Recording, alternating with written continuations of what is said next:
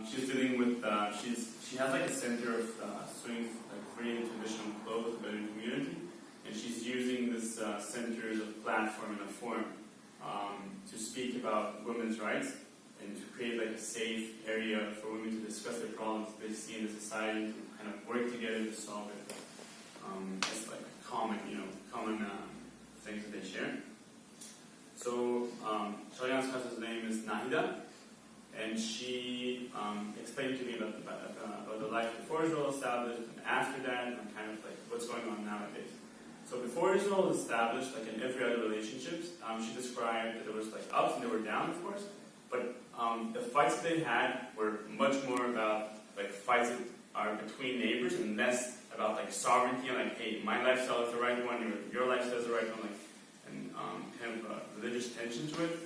So she described that they had fights, like sometimes like someone would say something, like violence happening, but it was never like a thing about sovereignty. It was never like Bedouins against Jews. It was just like fights that occur between neighbors. And since the point that Israel was established, it has been still a long-standing difficulty to integrate the Bedouin society and try to, at the same time, keep their lifestyle going, but still integrate them into the society of Israel, which is relatively modern. And I'd just like to add a quick comment about that. So there are a lot of Bedouin people. They're not the majority, but they're a really well-represented minority that are participating in Israeli normal life and even academics. And most of them are brilliant people. So it's not like every person who is a Bedouin, like this is the way that he lives. But there are people who are different. Just like in every religion, you have like secular people and religious people. So that's just a comment. And since Israel was established, as I said, the problem became the integration.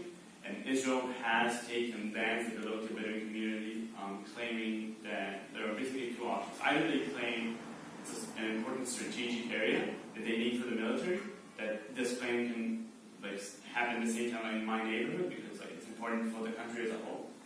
And the second claim was through the Israeli justice system that basically the lands in Israel, they don't belong to you as an individual. They belong to a bigger law kind of network that is called Kakal. And they basically they had a